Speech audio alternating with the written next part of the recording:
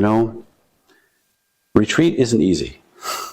You know, when we step into a retreat, we're choosing intentionally to strip away our distractions, let go of our routines, let go of the roles, the characters that we play. You know, you'll see them all trying to do a cameo while you're on the cushion, right? But we have to kind of just let them do their thing and ask ourselves, is that so? So the idea here is we're beginning to let go of the usual patterns that keep us bound. Patterns that are so embedded in our lives that we actually lose sight of them. You know? We're not even aware that we're walking through the maze of the deluded self a lot of the time. In the space of retreat, we actually do begin to recognize how those karmic binds hold us. And when we're sitting here and we're being quiet, we can actually bear witness to the habitual thoughts, to the habitual reactions, and to the stories that shape our lived experience when we're walking in delusion. And it keeps us in this whole cycle of very familiar suffering. Retreat's powerful because it's a container for seeing. When we're away from our usual world, over time, our karmic momentum begins to slow down a little bit. Our mind begins to quiet down, and we see how deeply these habits run. Now, all these habits come forward and present themselves before us. You don't have to invite them. They'll show up. Yeah? And we give them the opportunity to watch them arise and pass without feeding them, without serving them tea. And in this stillness, some hope emerges. A recognition that we don't have to follow these patterns. We don't have to react to the small self that clings to fear, yeah? That clings to doubt, or the ever-present shame. And this is where retreat becomes a powerful tool for liberation. So we call retreat in our tradition sesshin. Yeah? Sesshin just means touching the heart-mind, or in a way of gathering our attention with intention and synchronizing our intentions with our actual lived experience. Of course, we see a lot of meditation. We do a lot of unfamiliar practice. Chant a lot of sutras that we've never heard before. But that's not really the point. The point is how we turn inward and we allow ourselves, to meet our busy mind directly. In sesshin, distractions begin to fall away, and we engage with the present moment. A lot of times when we sit on that cushion and things get quiet, that present moment is our discursive mind. Yeah. And we can see exactly how it likes to function. What do we do when a thought comes up? Yeah. It's like a big train, right? We like to hop on, ride it wherever it's going to go, only we know the destinations a lot of the time. Yeah. But once we let go of all that, we encounter the clear, vast nature of our actual true self. Yeah. Once we face that inner landscape with honesty, we find the strength to let go and move beyond those limitations that have held us back. Sesshin is both a challenge and a gift. Although it may not seem that way in the early stages of our sesshin, it's a gift. Yeah. To see ourselves, our small selves, for who they really are, so we can set it off to the side and encounter our true nature, the much bigger one who's present. It's a rare opportunity to see the truth that's within us and without us. So in Zen practice, we use koans, and they're tools that break us out of our conventional thinking. Yeah. We always have a temptation to fall back on reason, to fall back on what we know, to fall back on what's familiar. And when we do that, we often can't see what's directly in front of us. Yeah. So a koan can't be solved with the intellect. Their stories are challenges that are beyond understanding in that way. When we sit with a koan and we drop away our logic, we step beyond the mind's endless analyzing, and we enter a direct experience of where that koan is pointing. They help us see beyond the trappings of what we call the small self, beyond our conditioning, and touch something that's real, Each koan is like a doorway, a chance to wake up to our true nature if we're willing to fully engage and let the koan work on us.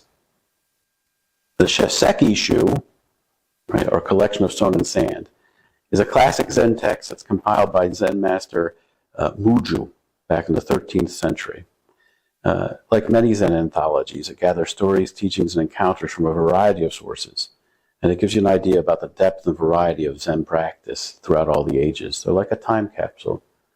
But before you think that these old and dusty stories don't apply to your life today, I think you're going to find that your conceptual notion of time as being something that's progressed so far, it just isn't so. Yeah. The way we construct a self, the way we use this self, the way we cling to a self, the way we become deluded, is timeless. Yeah. So we're going to have some unsettled thoughts when we work through them, and we're going to be challenged in a way that's uncomfortable. But we need to recognize that this practice is not confined to this cushion or this temple or any monastery. Yeah. But it's actually to be embodied in the experience of your daily life. So the story I want to talk to you about in the Shaseki-shu is the second case. It's called Finding a Diamond on a Muddy Road. The case goes like this. Gudo was the emperor's teacher of his time. Nevertheless, he used to travel around as a wandering mendicant. Once, when he was on his way to Edo, which was the cultural and political center of the shogunate, he approached a little village maid named Tatenka. It was evening, and there was a heavy rain falling, and Gudo was very wet. So his straw sandals were actually starting to fall apart. He was passing a farmhouse near the village, and he noticed 4 or 5 pairs of sandals in a window, and he decided to buy some more. So the woman who offered him the sandals, seeing how wet he was, invited him to actually remain the night in her home. It was traditional in those days. And Gudo accepted by thanking her. So he entered and recited the sutra before the family shrine, and then he was introduced to the woman's mother and ordered her children as well. And it didn't take much sleuthing for him to observe the family was very depressed. And so Gudo asked, "What's wrong?" "My husband is a gambler and a drunkard," the housewife told him. "When he happens to win, he drinks and becomes abusive. When he loses, he borrows money from others. Sometimes, when he becomes thoroughly drunk, he doesn't come home at all. What can I do?" "I will help him," said Gudo. "Here's some money. Get me a gallon of fine wine and something good to eat." Doesn't sound like a good solution, but we'll roll with it, right? "Then you may retire. I'll meditate before the shrine." When the man of the house returned that night, around midnight, he was drunk. And he bellowed, "Hey wife, I'm home. Do you have something for me to eat?" "I have something for you," said Gudo. "I happen to be caught in the rain. Your wife kindly asked me to remain here for the night. In return, I have some wine and some fish. You may as well have them." The man was delighted. He drank the wine at once and laid himself down on the floor. Gudo sat in meditation beside him. In the morning, when the husband awoke, he'd forgotten about the previous night. So he looked at Gudo and said, "Who are you? Where do you come from?" And Gudo was still meditating, but he broke his silence to say, "I'm Gudo of Kyoto, and I'm going on to Edo." The man was utterly ashamed because he recognized that was the Zen teacher of the emperor who was sitting here in his humble abode. Gudo smiled. He said, "Everything in this life is impermanent. Life is very brief. If you keep on gambling and drinking, you'll have no time left to accomplish anything else. And you'll cause your family to suffer in the process as well. The perception of the husband awoke, as if from a dream. "You're right," he declared. "How can I ever repay you for this wonderful teaching? Let me see you off and carry your things a little way." "If you wish," assented Gudo. The two started out. After they'd gone 3 miles, Gudo said, "Return, go back." "Just another 5 miles," he said to Gudo. They continued on. After 5 miles, Gudo said, "You can return now." After another 10 miles, Gudo said, or the man replied. They walked another 10, and Gudo said, "You can turn back now." He said, "I'm going to follow you for the rest of my life." All modern Zen teachers in Japan sprang from lineage of a famous master who was a successor of Gudo. His name was Munan, which means the man who never turned back. So in this story, we meet a man, right, who's lost in his own suffering. A gambler, a drinker, someone trapped in the habits that create endless pain for himself and for his family. Then Gudo enters his life, soaked from the rain, but humble, without judgment. Gudo doesn't lecture him or shame him. He meets the man precisely where he's at, offering his presence, not making demands. And in that quiet presence, he gives that man a glimpse of something much bigger, something beyond the cycle of pain that he's been spinning in. The story isn't about two people from another time and another place. It's about you. Within each of you is Gudo. Within each of you is that master. Also within you is a smaller self. You give that one a name. You judge that one a lot. Yeah? You're very critical of that one. Yeah? So that one's really never allowed to emerge and take on his mantle as the master that he really is. The bigger one, that's your true self. And if you don't awaken to it, if you don't rise to follow it, no one else can do it for you. This is it, folks. There's no dress rehearsal. And you're the one. If it's going to happen, you're going to be the one to do it. But how do you do it? It sounds easy enough, right? How do you do this? How do you let go of that small self and allow your true nature, your inner master, to take the lead? The answer, to a large extent, lies in the quality of your awareness. But we could also talk about it in terms of conceptual notions of maybe some keys. Yeah? Honesty. Honesty with yourself. Open-mindedness. Willingness. These aren't words. They're not even just ideas. This is a complete state of mind that we're talking about. It takes honesty for us to see ourselves as we really are, to be willing to recognize when we're living from the small self, to actually see our habits and our actions clearly. Not just the impact that they have on what we call ourselves, but how they ripple out in time and space and impact everyone. Yeah?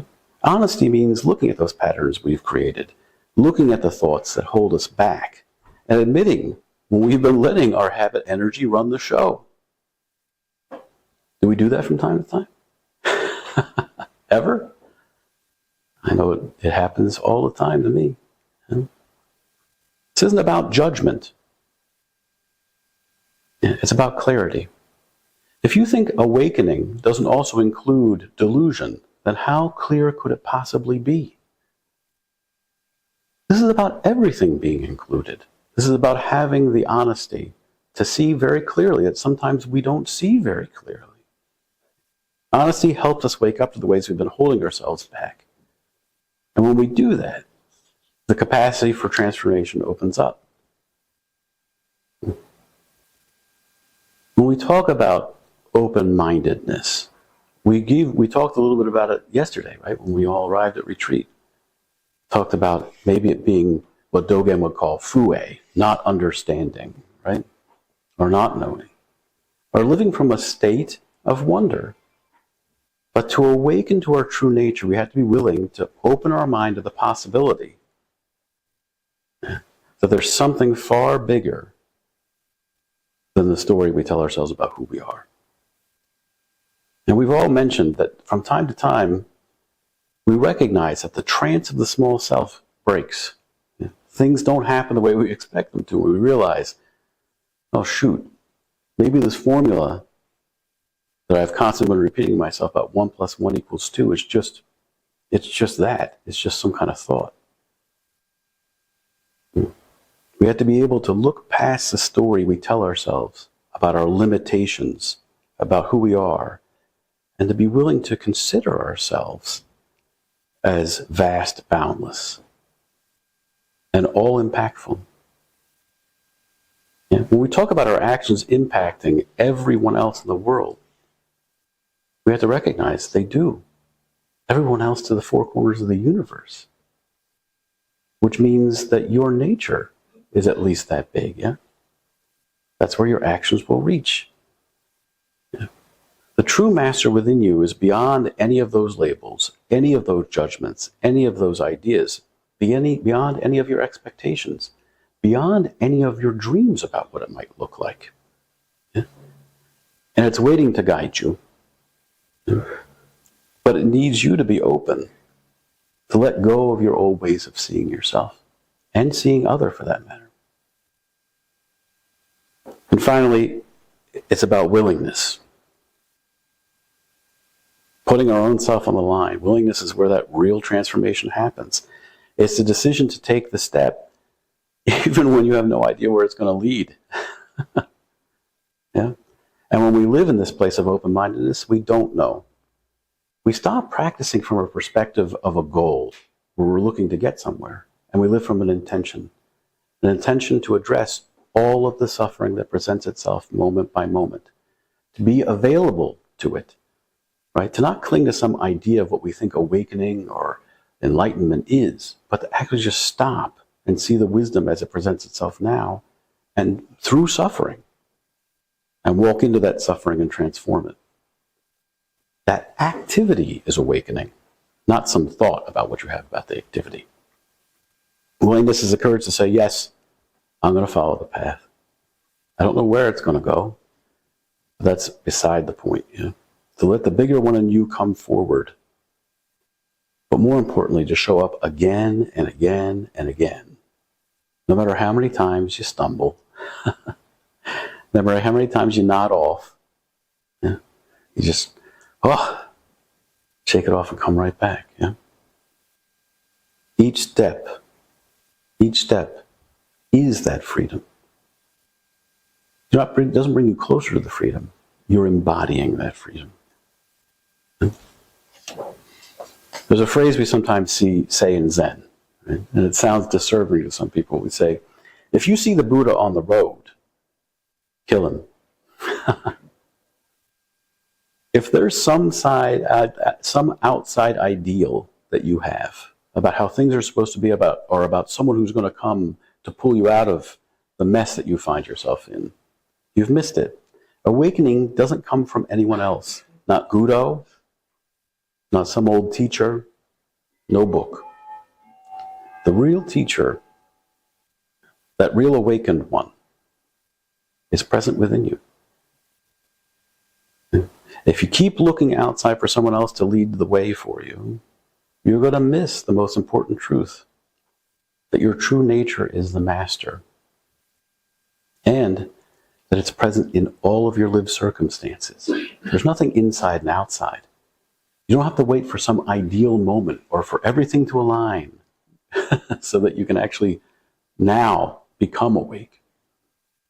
In the midst of the hardest circumstances you find yourself in, if you're just actualized by those circumstances, if you just walk into that suffering and manifest with an intention of compassion, that's the action of awakening. Yeah? This path isn't about fixing yourself. It's about seeing beyond that idea you have of yourself and letting your vast nature take hold. You start to realize that this master within you is real. And it's been waiting all along to grant freedom for you and for everything and everyone else you encounter. But here's the thing, if you don't awaken to that master within, if you don't let it lead the way, then no one will. No one will. Yeah. Is there suffering in the world? Yeah.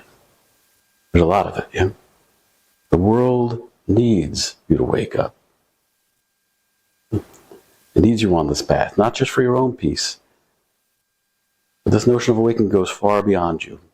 You need to make peace with the idea that if you don't wake up, no one does.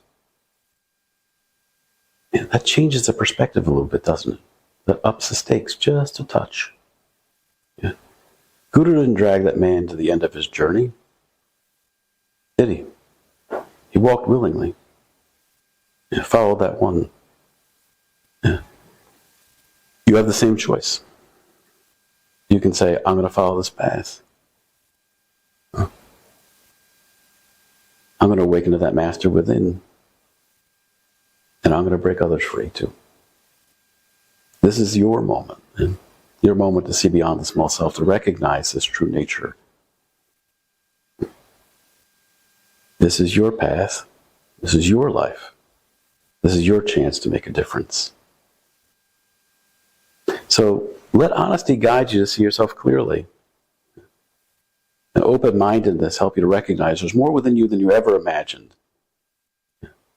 Then finally, approach the path with willingness to be the fire that propels you forward step by step. Yeah. And embody this life, this lived experience that's right before you. That's the life that you are meant to lead. Appreciate your life, the one you have, not the one that you hope you'll have someday when you're a perfect person. You can find the perfection right here, right now, when you embrace the situation as it is and you walk into the circumstances as they present themselves. You can be the hero of your own life. You're the one who has to make it happen. This is it. Yeah. And when you follow, you bring healing to everyone you touch. Step forward and let that bigger one within you lead the way. Yeah. I expect all of you will succeed that great master Gudo, right? And never turn back.